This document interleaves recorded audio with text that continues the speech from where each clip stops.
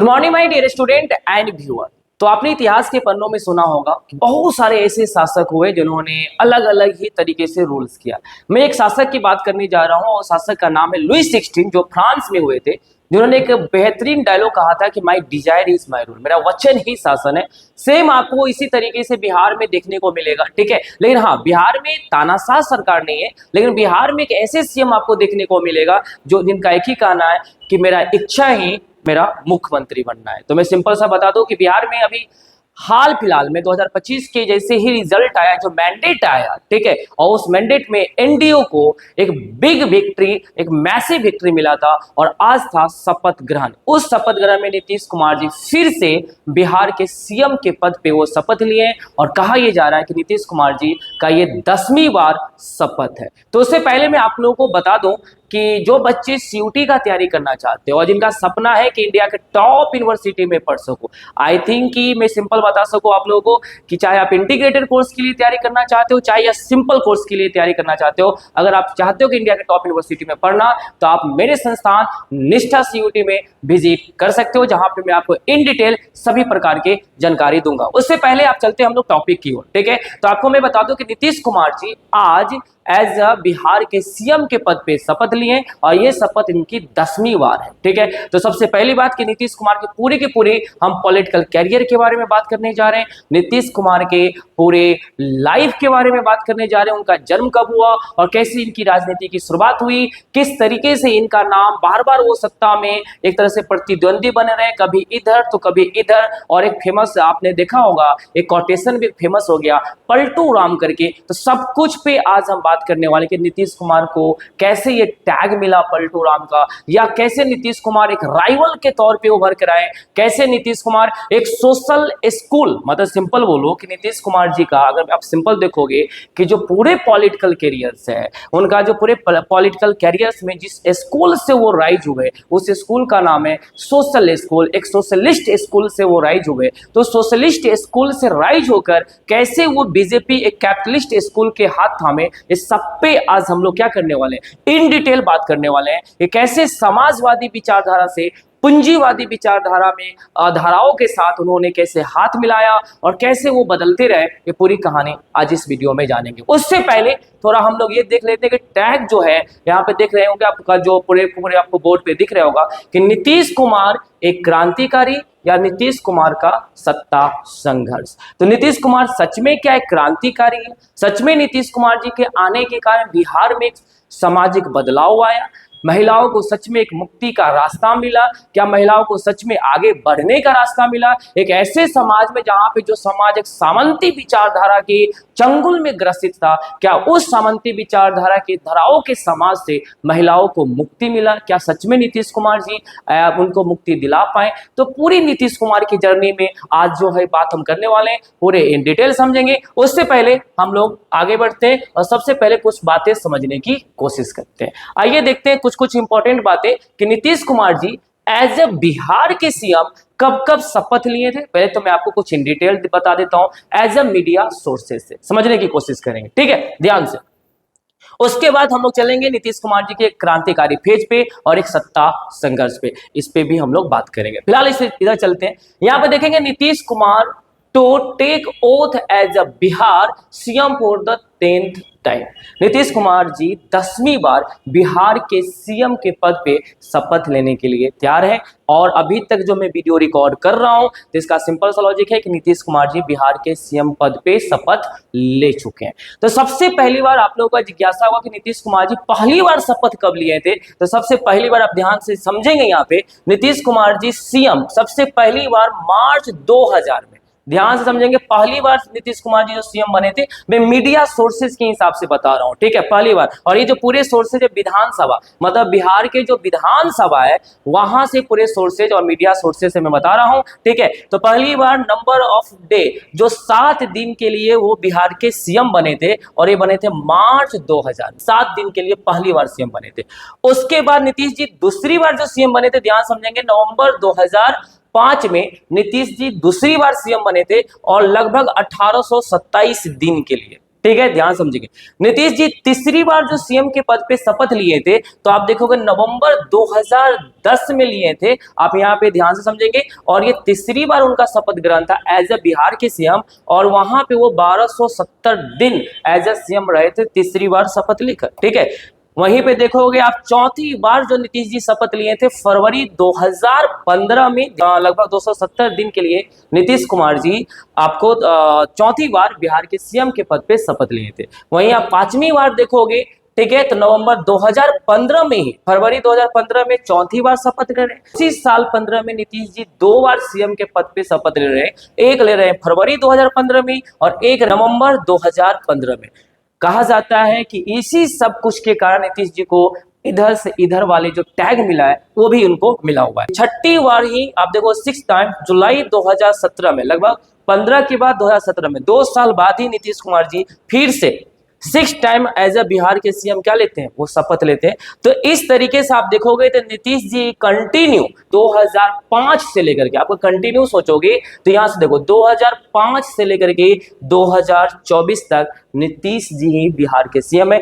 Even 2025 में भी, इस बार भी नीतीश जी ही बिहार के सीएम के पद पे 10वीं बार शपथ ग्रहण में हिस्सा लिए और शपथ भी लिए। इस बात को आपको पता होना चाहिए। तो 9वीं बार जो नीतीश जी सीएम बने थे जनवरी 2024 में और 661 दिनों के लिए, ठीक है। और जो 10वीं बार नीतीश जी जो सीएम बने हैं तो आज के दिन 20 नवंबर 2025 को 10वीं बार नीतीश जी ने शपथ लिया है। अब नीतीश जी आगे कितना दिन तक रहेंगे, कब वो पलट जाएंगे या सच में चले जाएंगे, बहुत सारे आप देखोगे डेमोक्रेसी के गलियारों में या पॉलिटिकल गलियारों में बहुत सारे जोर घटाव गुना भाग चल रहा है। पॉलिटिकल जो सिनारियो है ये कब क्या कब कहां कैसे, मैं सिंपल बता दूं आप लोग, एक बात तो हमेशा ध्यान रखना, ठीक है, कि लंदन की मौसम और इंडिया की राजनीति, बिहार की राजनीति कब बदल जाए, कैसे बदल जाए, ये बिल्कुल नहीं कहा जा सकता है। और खासकर जिस राज्य में नीतीश कुमार हो तो फिर मैं इस बात की बातें नहीं कर सकता। हाँ, Nitish Kumar as a person सही है, Nitish Kumar as a policy maker सही है,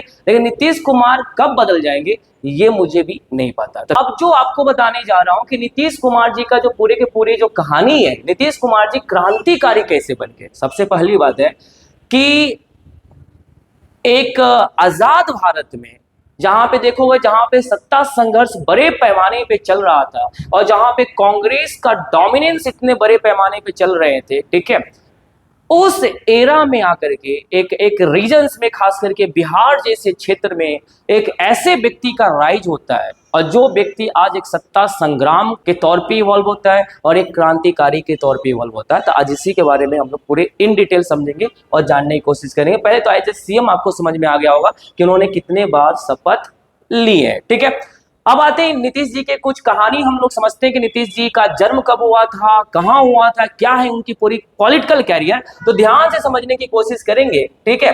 नीतीश कुमार जी के लाइफ में कुछ इंटरेस्टिंग बातें जो मैं आपको समझा सकूं, ठीक है। तो पूरे नीतीश कुमार जी का आपने देखा है कितनी कितनी बार उन्होंने शपथ लिया है, क्या पूरी कहानी है। लेकिन बिहार की राजनीति में आप पूरे ये नहीं कर सकते हो, पूरा अनुमान नहीं लगा सकते हो कब क्या हो जाए। 2025 के चुनाव में देखा था हवा किधर बही थी और परिणाम किधर का निकला, तो आप ये अनुमान नहीं लगा सकते हो। लेकिन हाँ, ये तो अनुमान जो हम लोग लगा सकते हैं, जो सबसे बड़ी बात है, जो इतिहासों में दर्ज है कि नीतीश कुमार जी का पूरी जो जर्नी है, पॉलिटिकल जर्नी, वो क्या है, राजनीति की यात्रा। तो सबसे पहले समझिए, नीतीश कुमार जी एक प्रतिद्वंदी के रूप में पूरी दुनिया में, खास करके बिहार की राजनीति में कैसे पैदा हुए और इंडिया की राजनीति में कैसे वो आगे बढ़े और कैसे एक प्रतिद्वंदी से गुड गवर्नेंस, एक सुशासन बाबू बने, यहीं पे पूरा समझना है। तो नीतीश कुमार जी का जो जन्म हो रहा है, ध्यान से समझें। नीतीश कुमार जी का जन्म 1951 में नालंदा में हुआ था। 1951 में, 1951 में नालंदा में हुआ था, ठीक है। Rose from the socialist school of Karpoori Thakur. आप यहां पे देख पा रहे होंगे, ये फेस को आप देख पा रहे होंगे, बिहार के एक ऐसे फेस जिनका नाम ही काफी है, आपको पता ही होगा, कर्पूरी ठाकुर जी, जो बिहार के सीएम भी रहे और एक ऐसे समाज में सीएम बने थे जो समाज अपने आप एक सामंती समाज था और उनको क्या क्या झेलना पड़ा। तो उनका जो विचारधारा था, कर्पूरी ठाकुर जी का जो सोशलिस्ट स्कूल था, जो सोशलिस्ट प्रिंसिपल था, उनका जो विचारधारा था, उन्हीं के विचारधारा से नीतीश कुमार जी जुड़े और उन्हीं विचारधारा से नीतीश कुमार जी आगे बढ़े। तो नीतीश कुमार जी का जो पूरे पॉलिटिकल कैरियर पे जो सबसे ज्यादा इंपैक्ट रहा किसी विचारधारा का, किसी स्कूल का, किसी फिलॉसफी का, तो वो था, आपको मैं सिंपल बता दूं, सोशलिस्टिक स्कूल। ध्यान से समझेंगे, समाजवादी सिद्धांत का प्रभाव नीतीश जी पे ज्यादा रहा और उनका पूरा का पूरा जो प्रभाव रहा, और इसके मेन कारण था कि इनका जो पूरा का पूरा संबंध रहा कर्पूरी ठाकुर से, जिन्हें इनका जुड़ाव रहा, इवॉल्व होते हैं और नीतीश जी के साथ उनका एक सांठगांठ होता है, जहां पे लालू जी के सबसे चहेते और छोटे और सबसे ट्रस्टेड ब्रदर्स के तौर पे, एक यंग ब्रदर्स के तौर पे लालू जी के साथ वो क्या होते हैं, नीतीश जी जुड़ जाते हैं। लेकिन जो सबसे बड़ी बात होता है कि पूरी की पूरी आपका कैरियर देखोगे नीतीश जी का, तो नीतीश जी वहां पे ओबीसी की राजनीति में, खास करके ईबीसी और खास करके जो कुर्मी की राजनीति को लेकर के नीतीश जी आगे बढ़ते हैं और लालू जी के साथ जुड़ते हैं और लालू जी के छोटे भाई, एक ट्रस्टेड भाई के तौर पे आते हैं। तो फिर सवाल उठता है कि लालू जी के साथ उनका जो ये जो दोस्ती है, जो इतना सुंदर बना, वो टूटा कैसे और कब टूटा। तो पॉइंट नंबर नेक्स्ट में हम लोग बढ़ते हैं। यहां तक आपको समझ में आ गया होगा कि नीतीश जी किस स्कूल से आगे बढ़े। स्कूल इन द सेंस कि यहाँ पे आपका कोई सरकारी एकेडमिक स्कूल नहीं, वो समाजवादी विचारधारा से आगे बढ़े थे। आगे देखो, जो सबसे इंपॉर्टेंट यहाँ पे आपको पॉइंट देखने को मिलेगा, फिर नीतीश जी आगे बढ़ते हैं और लालू जी के साथ एक यंगर ब्रदर्स के रूप में, एक भरोसेमंद भाई के रूप में, एक छोटे भाई के रूप में। फिर वो लालू जी से क्यों अलग हुए और क्या कारण था, यहां देखेंगे। Early set back slow built up. क्या होता है जब Nitish ji as a political career जब आगे बढ़ते हैं और एज अ मैदान में, चुनाव के मैदान में जब वो खड़ा होते हैं, 2 बार वो हरनौत से हार जाते हैं। हारने के बाद ऐसा माना जाता था कि नीतीश जी का अब जो कैरियर है, जो राजनीतिक कैरियर है, वो समाप्त हो जाएगा। लेकिन Nitish ji nearly quit politics, मतलब इतने नजदीक पहुंच चुके होते हैं कि वो राजनीति को छोड़ देंगे। सिंपल सा लॉजिक है, जब आप एक बार चुनाव हारेंगे या 2 बार हारेंगे तो आपको भी भरोसा हो जाता है कि जनता हम में ट्रस्ट नहीं कर रहा है। लेकिन इतिहास को कुछ और मंजूर था और कहानी कुछ और आगे बढ़ने वाला था और कहानी और कुछ आगे भी बढ़ा और उस समय नीतीश जी को एक ब्रेक थ्रू मिला। क्या मिला ब्रेक थ्रू? तो नीतीश जी 1985 में, 1985 में नीतीश जी के लाइफ में एक चमत्कार होने वाला था। ध्यान समझेंगे, और लोक दल के टिकट से वो चुनाव जीत जाते हैं 1985 में। उसके बाद 1989 में नीतीश जी के लाइफ में पुनः एक चमत्कार होने वाला था और नीतीश जी इलेक्टेड टू लोकसभा इन 1989, और 1989 में नीतीश जी लोकसभा के लिए चुने जाते हैं। तो वीपी सिंह के सरकार में MOS agriculture, ministry of state agriculture department के मिनिस्टर भी बनते हैं नीतीश कुमार। अप्रॉक्स 1989 में लोकसभा के मेंबर के तौर पे मिनिस्ट्री भी वो संभालते हैं। आगे क्या होता है, अब कहानी थोड़ा और आगे बढ़ता है और यहाँ पे आप देख पा रहे होंगे जॉर्ज फर्नांडीज और नीतीश जी का ये इमेज है, ठीक है। 1994 में क्या होता है, 1994 में एक ट्विस्ट आता है, एक कहानी आता है और Nitish split to form the Samata party और नीतीश कुमार एक अलग पार्टी बनाता है 1994 में, ठीक है। और उस पार्टी का नाम होता है समता पार्टी, जॉर्ज फर्नांडीज। और ये जो कैरेक्टर है, इन्हीं के साथ मिलकर नीतीश जी 1994 में, 1994 में एक पार्टी बनाते हैं। उस पार्टी का नाम है समता पार्टी, जॉर्ज फर्नांडीज के साथ मिलकर। लेटर समता पार्टी का नाम ही बाद में बदलकर नीतीश जी JDU नाम रखते हैं, जनता दल यूनाइटेड। तो इस बात को याद रखेंगे, 1994 में एक पार्टी बनता है समता पार्टी और उसी पार्टी को बाद में नाम बदलकर जनता दल यूनाइटेड नाम रखा जाता है। तो आप यहाँ पे देख पा रहे होंगे जनता दल यूनाइटेड के नाम कैसे पड़ा। और लालू जी से जो नीतीश जी अलग हुए थे वो 1994 में ही नीतीश जी क्या हो जाते हैं, अलग हो जाते हैं। तो लालू जी का जो पूरा पॉलिटिक्स होता है उस पॉलिटिक्स से नीतीश जी अलग होते हैं 1994 में और asserted independence from Lalu's dominance in Bihar OBC politics. तो जो ओबीसी की जो पॉलिटिक्स में जो ईबीसी, जो कुर्मी का जो पूरी राजनीति होता है उसमें नीतीश जी आगे बढ़ते हैं, सबसे बड़ी बात। और लालू जी से 1994 में अलग हो जाते हैं। ये पूरी कहानी जो मीडिया सोर्सेस है। आगे देखो क्या होता है, ध्यान समझेंगे। आगे ये नीतीश जी का 2005 का टर्निंग पॉइंट है। उससे पहले आपको पता है कि 2000 में नीतीश जी 7 दिन के लिए सीएम बने थे। लेकिन नीतीश जी के लाइफ में जो सबसे बड़ा टर्निंग पॉइंट आता है वो 2005 में आता है। ट्विन इलेक्शन, 2005 में 2 बार चुनाव होता है। Twin election after the Jharkhand split reshaped Bihar politics. क्योंकि 2000 में पता है कि जो झारखंड होता है वो बिहार से अलग हो गया रहता है, तो जिससे क्या होता है ना कि बिहार की जो पॉलिटिकल स्ट्रक्चर है उसको रीसेप करने में थोड़ा ये होता है। 5 में फरवरी पोल्स असेंबली हंग असेंबली बनता है, असेंबली का निर्माण होता है जहां पे पूर्ण रूप से किसी को बहुमत नहीं मिला होता है। फिर से चुनाव होता है, अक्टूबर में पोल्स होता है और उसमें नीतीश कुमार जी के पार्टी जेडीयू, जो बात पहले समता पार्टी था, उसको 88 सीट मिलता है, बीजेपी को 55 सीट मिलता है और आरजेडी को 54 सीट मिलता है और नीतीश फाइनली बिकेम सीएम। आपको पता है कि 2005 से पहले बिहार में जो सीएम थे, आपको पता है यहाँ पे जो सीएम थे वो थे आपके राबड़ी देवी। अब 2005 के बाद नीतीश जी कैसे सीएम बने और तब से लेकर के आज तक, मतलब आज में 20 नवंबर 2025 की बात करो तो Nitish ji as a CM Bihar के फेस है। फेस क्या है? एज ए सीएम बिहार में फिर से नीतीश जी ने शपथ लिया है और ये 10वीं बार। तो पहली बार जो नीतीश जी का जो शपथ हुआ था 2000 में 7 दिन के लिए हुआ था, उसके बाद आप देखोगे अक्टूबर में आपको नीतीश जी का जो मतलब शपथ ग्रहण होता है 2005 में। तब से लेकर नीतीश जी, चाहे आप आरजेडी के साथ हो चाहे बीजेपी के साथ हो, नीतीश जी कंटिन्यू बिहार के सीएम बना हुआ है। तो नीतीश जी का जन्म कैसे हुआ, नीतीश जी ने कौन से पार्टी बनाया, कैसे बनाया, आई होप ये बेसिक बातें आपको समझ में आ गया होगा। फिर जो सबसे बड़ी बात है ना कि नीतीश जी को सुशासन पॉलिटिक्स क्यों कहा जाता है, नीतीश जी को सुशासन बाबू के तौर पे क्यों जाना जाता है, तो इस बात को समझो। अब यहाँ पे देखोगे कि earn reputation for the good governance, building the roads, reviving the industry, boosting the girls education. देखो नीतीश जी के साथ जो नीतीश जी जब 2005 में आए तो जो बिहार नीति, देखो बिहार को समझो तो बिहार एक लैंड लॉक्ड स्टेट है और नीतीश जी को जो स्टेट मिला था जिस समय आप देखोगे 2005 में, तो कहीं ना कहीं जो सोशल स्ट्रैटिफिकेशन है बिहार का, जो इंडस्ट्रियल डेवलपमेंट है बिहार का, वो कहीं ना कहीं बहुत पिछड़ा हुआ है। आपको अभी भी कुछ देखने को मिलेगा। जो सोशल स्ट्रैटिफिकेशन है बिहार का, वो मैं क्या ही कहूँ, यहाँ पे तो मिडिल क्लास है या नहीं ये समझ में नहीं आता है बिहार में, ठीक है। तो बड़े पैमाने पे जो सामंती विचार के लोग था, इससे बिहार ग्रसित था। उसी में कुछ आपको देखने को मिला होगा, एक सोशल स्ट्रैटिफिकेशन में बदलाव आता है जो लालू एज में आता है, फिर इसको जंगल राज का टैग मिलता है, ठीक है। उस राज के बाद जब नीतीश जी का राज आता है तो कहा जाता है कि बड़े पैमाने पे नीतीश जी कुछ ऐसे काम किए थे जो बिहार को, एक डूबती बिहार को आगे लेकर गए थे और इस बिहार को डूबने से बचाए थे। और उसमें कुछ इंपॉर्टेंट काम था, जैसे आप यहाँ पे देखो, बिल्डिंग द रोड, अच्छे अच्छे इंफ्रास्ट्रक्चर को डेवलप किए, रोड्स बनाए, पुलिया बनाए, ब्रिज बनाए, इंफ्रास्ट्रक्चर डेवलप हुआ। उसके बाद रिवाइविंग इंडस्ट्री, जो भी छोटे छोटे इंडस्ट्री था उसको जो समाप्त हो चुका था उसको रिवाइव किए। लेकिन हमको जहां तक पता है कि बिहार में बहुत सारे चीनी मिल लंबे समय से बंद है, कहाँ इंडस्ट्री रिवाइव हुआ वो पता कर लेंगे, ठीक है। और बूस्टिंग द गर्ल्स एजुकेशन, ये बात तो सही है कि नीतीश जी के लाइफ में जो सबसे बड़ा चमत्कार था वो खास करके बिहार में महिलाओं के लिए, और जो महिलाओं की जो एडुकेशन की बात था, चाहे किसी भी स्कीम के माध्यम से हो, चाहे वो साइकिल योजना हो, चाहे ज्यादा ध्यान दिए और ध्यान ही नहीं दिए, उनको एक मैं सिंपल बताओ स्कीम के माध्यम से जोड़े।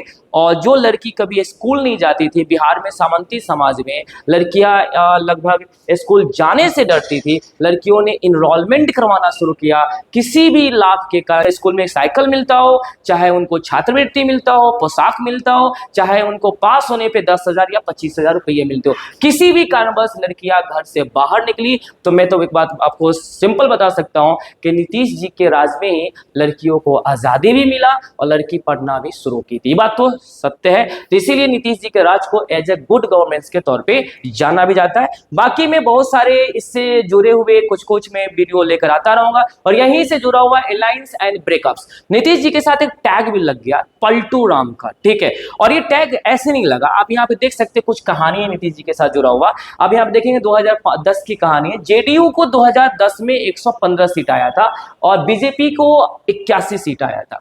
लेकिन 2013 में देखेंगे broke ties with BJP after Modi raj. जैसे जिस आप देखोगे कि नीतीश जी का एक महत्वाकांक्षा भी था कि मेरे साथ सुशासन बाबू का टैग लगा है, तो बीजेपी के साथ अगर मैं गठबंधन में हूं तो हो सकता है कि बीजेपी एक दिन हमें पीएम के लिए हमें प्रोजेक्ट करेंगे। लेकिन नीतीश जी का ये सपना पूरा नहीं हुआ था। मोदी जी का जिस तरीके से फेस को आगे बढ़ाया गया और नीतीश जी को फेस को दबा दिया, नीतीश जी को इस बात को बहुत धक्का लगा। और सिंपल सा लॉजिक ये था क्योंकि बिहार में नीतीश जी थे और गुजरात के सीएम उस समय मोदी जी थे, तो इनको नीतीश जी को ये लगा था कि हमें सीएम पीएम के पद पे जनरली हम एज अ फेस डिक्लेयर किया जाएगा एनडीए की तरफ से, लेकिन ऐसा नहीं हुआ था और मोदी जी को राइज किया गया था 2013 में, तो नीतीश जी बीजेपी से उनका ब्रेकअप हो गया था और वो जनरली आरजेडी के साथ आप देखोगे महागठबंधन के साथ 2015 में अलायंस करता है और teamed up with the Lalu again the Mahagathbandhan shift the poll with the Bihari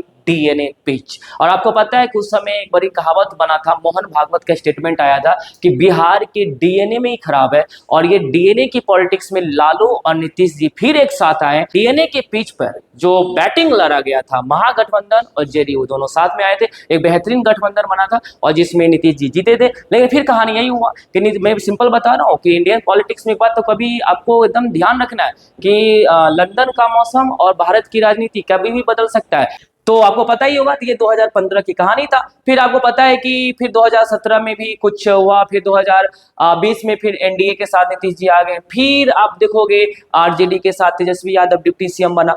तो ये चीजें आपको देखने को मिला हो, तो बार बार आना जाना बना रहा और नीतीश जी के साथ एक टैग लग गया पलटू राम का। लेकिन उससे पहले मैं बता दूं कि फिर से 2025 में बीजेपी के साथ जेडीयू का अलायंस था जिसे एनडीए अलायंस कहा गया और नीतीश जी आप देखोगे फिर से जहां पे ये माना जाता था कि नीतीश जी जो जेडीयू पार्टी है, सबने मान लिया था कि जेडीयू अब समाप्त हो चुका है और वो जेडीयू फिर से बिहार में राइज हुआ है और आपको पता है कि 85 सीट ने टोटल जेडीयू ने इस 2025 के विधानसभा चुनाव में लेकर आया है और जो भी हो फिर से नीतीश जी बिहार के सीएम बने। को नीतीश जी पे जो भी जानना हो कमेंट कर सकते हैं। आज के लिए यहीं तक। All the best, good day, take care.